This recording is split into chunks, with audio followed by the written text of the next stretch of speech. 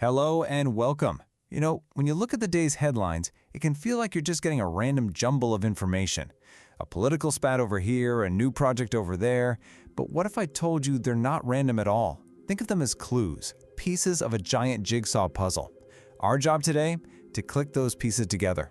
We're going to connect the dots, from a quiet, almost invisible decision in a courtroom all the way to a massive steel bridge rising over a flooded river.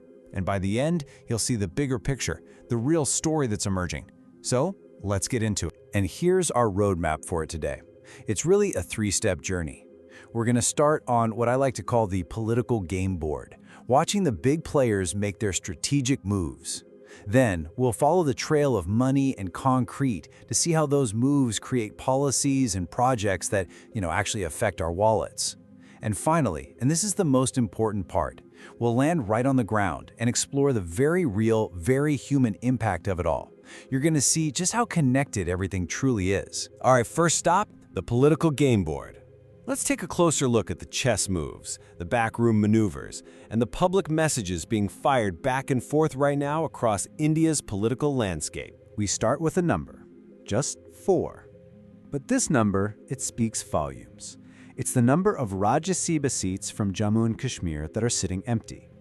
Now that might sound like a bit of boring administrative trivia, right? But hang on. What does it really mean? Well, the Vice President of India is also the person who chairs the Rajya Sabha, the Council of States. And they get elected by members of parliament. So, when 4 seats are empty, it means an entire union territory has no representative, no vote, no voice in choosing the person who will preside over that very council.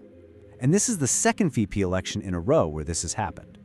So it's a quiet little number that points to a much, much louder question about what's happening with the democratic process in the region. Okay, so you've got this vice presidential poll where the ruling NDA clearly has the numbers to win.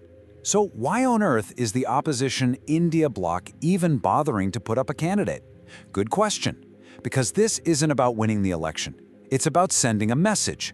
Politics is often theater, and this is a masterclass.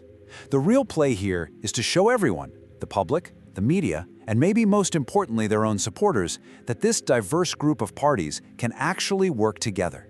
That they can agree on one name, stand on one stage, and speak with one voice. Think of it less like a final championship match and more like a really important preseason game. It's a team-building exercise played out in public, building the trust and the muscle memory they'll need for bigger fights down the road. And the opposition's game continues, but on a different part of the board now. Over in Bihar, RJD's Tejaswi Yadav has thrown a political grenade. He's publicly accused the Deputy Chief Minister Vijay Sinha of having 2 different voter IDs. And here's the brilliant part. He says his proof comes directly from the Election Commission's own website, pointed to different voter lists and even different ages. It's such a classic political move because it's so effective. It's a single, sharp accusation that does 2 things at once. It puts his political opponent on the back foot, and it puts the Election Commission itself under a spotlight. It forces a response, sucks up all the media oxygen, and plants a tiny seed of doubt about something very sensitive, the integrity of our electoral rolls. And that accusation leads us right into this fascinating, kind of tricky situation at the heart of our democracy. The Election Commission has recently told the Supreme Court something very interesting. They said that no, they are not legally required to publish the lists of voters whose names have been deleted from the rolls. Now let's unpack that for a second. On one hand, you can see the ECI's point. It's making a bold stand, asserting its constitutional independence. It's basically saying, hey, we're an autonomous body, we'll manage our own processes, thank you very much. But on the other hand, in today's politically charged atmosphere, refusing to share that information, even if you have every legal right to, can easily feed into that "what are they hiding" narrative. It's a perfect paradox, isn't it? An action designed to protect its integrity might just end up making some people question its transparency. So you have these political chess moves, these legal arguments. How does any of that actually touch our lives? Well, that brings us right to our second section. This is where the abstract world of politics meets the real world, where all that talk turns into actual steel, concrete, and financial rules that directly affect the country's infrastructure and, yeah, our own pockets. Remember that number 4 from earlier? Well, here it is again. But this time it represents pure motion. The Prime Minister just flagged off 4 major transport projects all at once. We're talking about a brand new 19-kilometer metro line in Bengaluru, plus 3 new Vande Bharat express trains zipping between key cities. Now, these aren't just projects. This is infrastructure being used as a political statement. Every new line, every shiny new train, it's more than just a convenience. It's a powerful, ribbon-cutting ready symbol of a modern, fast-moving, plugged-in India. It's a very tangible, very visible way for a government to say, look, we are delivering progress. It's a message that cuts right through the political noise. But of course, wherever there's a big, shiny new project, there's always a fight over who gets to take the credit, right? And the Bengaluru Metro line is no exception. The state's Congress minister came out and accused the BJP of hijacking the project, pointing out that the state government paid for the lion's share of it. The BJP, on the other hand, praised the Prime Minister's leadership for getting it done. It's honestly like watching two siblings argue over a giant Lego castle. One is yelling, "But I had the idea, I bought all the bricks, and I built the first 2 floors." And the other one shouts back, "Yeah, but I put the flag on top and invited all our friends over to see it." It's a classic political fight because, let's face it, in the court of public opinion, the person who cuts the ribbon often walks away with the credit. Okay, from a domestic squabble, let's zoom all the way out to a huge international economic problem. The Nobel-winning economist Abhijit Banerjee has put a spotlight on India's decision to buy discounted Russian oil. Now, the benefit is obvious, it's immediate, and it is massive. It saves the country billions of dollars and helps keep a lid on inflation. But the risk he's pointing to is equally massive, the potential for the United States to slap a retaliatory 50% tariff on Indian goods. This really frames India's foreign policy as a high-stakes tightrope walk. You're balancing this immense pressure from home to keep fuel cheap for people and businesses against immense pressure from a key global partner. It's a defining challenge. How do you balance those immediate tangible savings against a gigantic long-term threat to your entire export economy? You know, every new policy, every new rule always creates winners and losers. And this new rule from SEBI is a perfect example. The rule is simple. Mutual funds are now banned from paying transaction charges to their distributors. Now, for the small, everyday investor, for you and me, this is a clear win.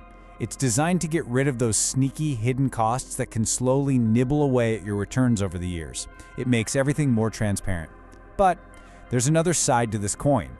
This rule completely upends the business model for thousands and thousands of small, independent financial advisors all over the country. For decades, many of them have relied on these commissions to make a living. So while this regulation is great for the investor, it could very well put a lot of these small business owners out of a job. It's a classic case of a single action having 2 very different and very real outcomes. And that brings us perfectly to our final section. We've seen the political games, we've seen the big picture economic policies, now let's see where those ripples finally hit the shore. This is all about how these high-level events, from a fight over a metro line to a new financial rule, trickle all the way down to affect individual people, shape our communities, and define how India is seen on the world stage. Let's start with a number that just feels good. 1,50,000 rupees. That's the amount a Delhi Consumer Forum has ordered Indigo to pay a passenger. And the reason? An unhygienic and stained seat. The court called it a deficiency in service, plain and simple. Now, this might seem like a small story in the grand scheme of things, but it's such a satisfying win for the little guy. It sends this really powerful message that consumer rights in India aren't just some theory on a piece of paper. You can actually go to these forums and get justice. It proves that even when you buy a budget ticket, basic standards of hygiene aren't an optional extra. There are real financial consequences for big companies that don't get it right. This is accountability in action. From a story about consumer rights, we turn to a really cautionary tale about modern-day fraud. The police in Jammu and Kashmir have busted a multi-core Ponzi scheme run by a Hyderabad company. The scam itself is as old as time, but the disguise? The disguise is brand new. It all centered around a slick-looking mobile app called Falcon that promised unbelievably high guaranteed returns on investment. The technology gave it this false sense of legitimacy, right? People, drawn in by the promise of easy money, invested their life savings. What's especially sad is that a retired army officer was among the victims. It just goes to show you that no one, no matter how disciplined or smart you are, is immune to these sophisticated scams that play on our most basic human emotions, hope and greed. The oldest tricks in the book now have a digital playbook. The human impact of events is often so unpredictable, so random. And here we have 3 snapshots of communities put under sudden, intense pressure. First, a terrible, preventable tragedy. 7 people were injured when a fire broke out during Aarti at a temple in Uttar Pradesh. It's a horrible reminder that devotion and safety have to go hand in hand. Then, in complete contrast, we see incredible resilience. In flood-ravaged Uttarakhand, the Indian Army just shows up and does what it does best, rapidly building a vital bridge to reconnect stranded villages, literally restoring a lifeline. And third, a dose of pure luck from Turkey. A powerful 6.1 magnitude earthquake hits and somehow causes minimal damage. These 3 stories aren't really connected by one single thread, but by a larger theme of how fragile life is and how we respond. We see human error, human heroism, and just plain old luck. Now we have to shift our focus to the international stage, where an extremely dire warning has just been issued by the United Nations.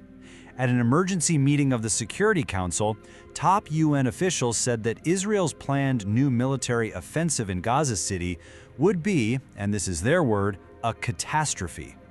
The heart of their concern is the sheer number. The plan would require displacing an estimated 800,000 civilians from their homes. The UN's language here is so stark, so unambiguous. They're not framing this as a strategic military move, they're framing it as the potential start of a humanitarian catastrophe on an immense scale, and they're putting the entire world on notice. And immediately after that stark UN warning, we get the official justification from the other side. Israeli Prime Minister Benjamin Netanyahu has publicly defended this very plan. He states that the goal is explicit, to free Gaza from Hamas terrorists. And he pointedly added that the intention is not to occupy the territory permanently. So in his narrative, which is crafted for both his own country and for the world, this massive, hugely controversial operation is being framed as a mission of liberation, a necessary, however difficult, action to remove a threat. Seeing these 2 perspectives back to back is absolutely crucial if you want to understand the deeply conflicting narratives at the heart of this crisis. And to end our journey through today's headlines, we have an absolutely fantastic, feel-good story. An Indian surfer named Ramesh Budihal has just made history. He won a bronze medal at the Asian Surfing Championships. Now, what makes this so incredible is that it is India's first ever individual medal in this event. This isn't just a personal win for him, it's a landmark moment. It signals that new, non-traditional sports are starting to emerge in the country. A win like this can inspire a whole generation of kids, proving that with talent and hard work, Indians can compete and win in absolutely any arena. It's just a wonderful sign of India's diversifying sports culture making waves, literally, on the world stage. So after all that, what have we learned by connecting these dots today? We've seen our key takeaways in action. First, that political moves, like those vacant parliament seats, have very real consequences for representation. Second, that big economic policies, like that new SEBI rule, always have a direct human cost and benefit. There are always winners and losers. Third, that those massive national projects, they're a source of both progress and political conflict. And finally, that it's the individual stories, the passenger who fought for his rights, the investor who got cheated, the athlete who made history, that really define the national mood. It's all connected. And that leaves us with one final question to think about. We've looked at the political plays, the economic decisions, the human stories of today. But news is never static, right? These are all just ripples spreading out from a single point in time. So I'll leave you with this. As these ripples continue to spread, which ones do you think will gain the most momentum? Which of these stories will grow into the powerful waves that actually end up reshaping our world tomorrow? We hope we've given you a clearer understanding of the day's events. To get this kind of straightforward explainer every day, you can follow us on Spotify and YouTube. We drop a new one every morning at 8 a.m. so you can start your day with a clear picture of what's happening and, more importantly, why it matters. Our mission here is pretty simple. We want to foster thinkers, not followers. We'll be back with more for you tomorrow morning at 8 a.m. Until then, keep smiling and making this world a better place for everyone. Namaskar.